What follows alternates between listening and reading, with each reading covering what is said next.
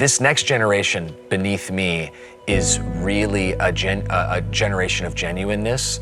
I don't see any like, oh, this has to be cool, this has to be any specific thing. They want to talk, they want to have genuine conversations with genuine people about what they genuinely feel and have experienced, which to me is even better for everyone, because what that means, parents, grandparents, is that they're ready to talk to you about your experiences with God and the Bible. They just want to hear what has happened to you.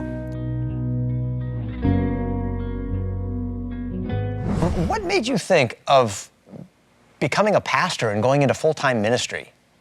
Yeah, you know, I was really impacted by youth ministry and my youth pastors, and it just made me want to do it.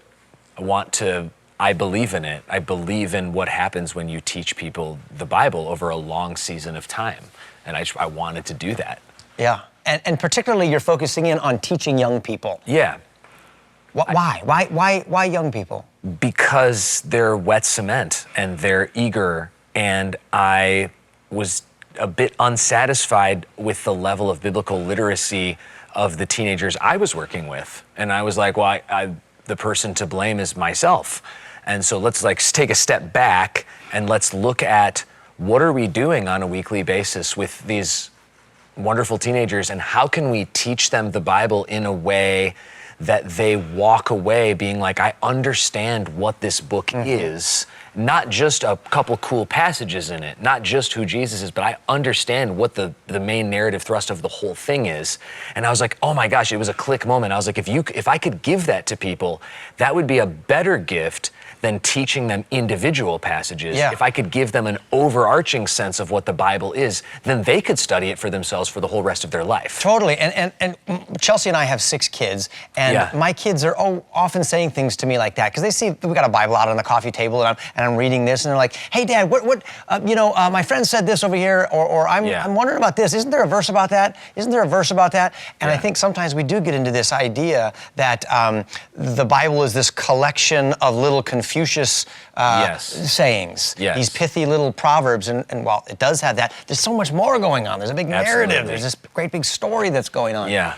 And what I love about what you do is you're utilizing technology with your YouTube channel and a whole lot of graphics and memes and biblical overviews and lots of just fun ways of teaching this stuff. What made you decide to go down that road? Well, definitely want to be a meme lord, want to be recognized as a person who brings the memes to the people, gives them what they want. I'd put it on YouTube as a byproduct. That has kind of ballooned into its own thing on its own. This is just what I was doing at my church for the people I was working with. And then it kind of became its own thing, but I've seen it click for people, and I've talked with so many people who love the Bible, they love Psalms, they love the book of John, and those are amazing. John's my favorite book in the Bible, but they didn't even have a place to put Leviticus or Joel or some of these lesser known books, and I was like, let's do it. Wait a minute, are you saying Joel Osteen has a book in the Bible? Not as far as I know. No, that's a different Joel. That's right. So you actually went ahead and produced a 72-part Bible overview series. 72 parts. I mean, there's not even that many books in the Bible. Yes. So what inspired you to go 72 with images and memes and all of this? Well, I was just looking at the text and saying, hey, we can't do Genesis in 7 minutes. I could do the book of Joel in 7 minutes, but I can't do Genesis. So for a couple of them, we did 2 videos. But yeah, it was just this thing. And then I was like, you know what? We could have a sentence at the end, and we could teach people through repetition. And I was surprised when I put it on YouTube how many people in their 20s and early 30s were watching it, because I made it for 12-year-olds. And it was remarkable to me. They were like, they had this deep desire to learn what the Bible was teaching on a large scale, and they didn't know how to do it. And meeting that need is the most exciting thing that I've ever done in my life. What are the kinds of things that are really speaking to young people with regard to teaching methods? That's a great question. This next generation beneath me is really a generation of genuineness.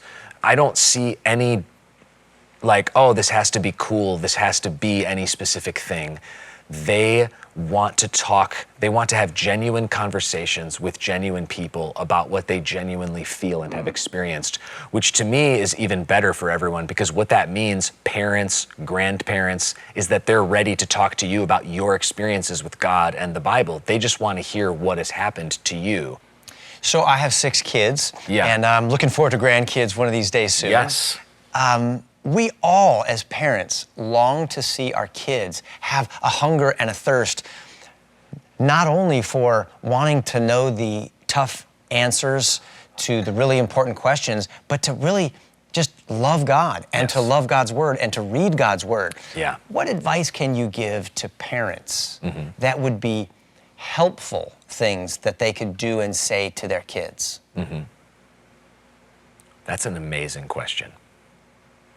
I definitely think that when you're telling people stories from your own experience casually in conversation, you know, I've seen people who you're having a normal conversation and then they pull out the Bible and they speak in a different tone of voice and they're preaching to you.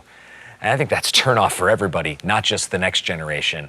But when you're talking with people and it genuinely comes out and you're like, man, that just reminds me of this verse that I memorized and I just love it. And this is what it means to me. Who's going to say no to that? Everybody wants to hear what's going on in your heart. Your kids want to hear what's going on in your heart because they love you and care about you. And with grandparents, that just kills. Everybody loves hearing grandpa talk about something that impacted his heart. That's what I was going to ask you about next. What about grandma and grandpa? So they don't have maybe the position in that child's life, and they maybe feel out of touch. Oh my goodness, I don't even speak like they speak. I don't know. I still type my text with one finger. I don't use 2 thumbs like them. I don't even know how to relate to my grandkids. Yeah. What could grandparents do? Yeah, every person has a need to know where they're at in society and to know where their family is at. We all have this need to know how we fit into history and how we fit into the story of the world and the story of our family. And this is where grandparents, I think, come in so strongly, because you can give that to your grandkids and you can say, hey, I've prayed for you since before you were born. If you look your grandkids in the eye and say something like that, obviously don't say it if it's not true, but I know most grandparents do and have prayed for their kids before they existed, their grandkids.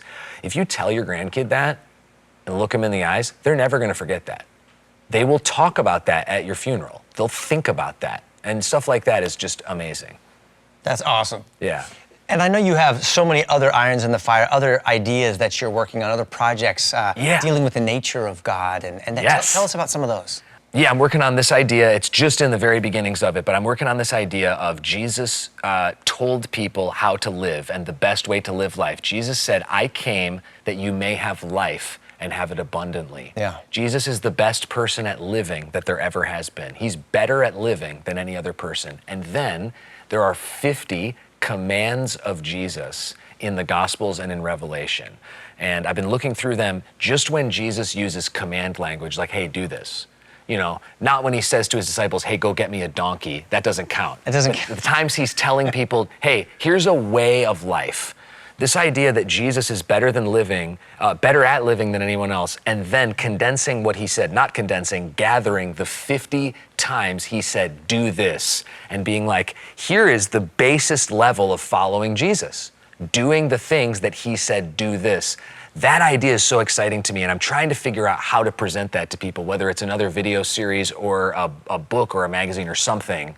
And that's what I see young people wanting with their Instagram posts and their TikTok videos, is they want to project this idea that they are the best at living and that their most incredible life is happening every single day for them. Yes. And who doesn't want to have an abundant, successful, fulfilling life? That's right. And you're saying that Jesus is the master at that. I'm saying that Jesus is, if you're going to follow Jesus, do all of the things that he said, and you will experience the abundant life that he lived and promised. The worst place is to do half of them, because then you don't get the pleasure of sin for a season, and you don't get the maximum benefit of truly living life the way Jesus told you to.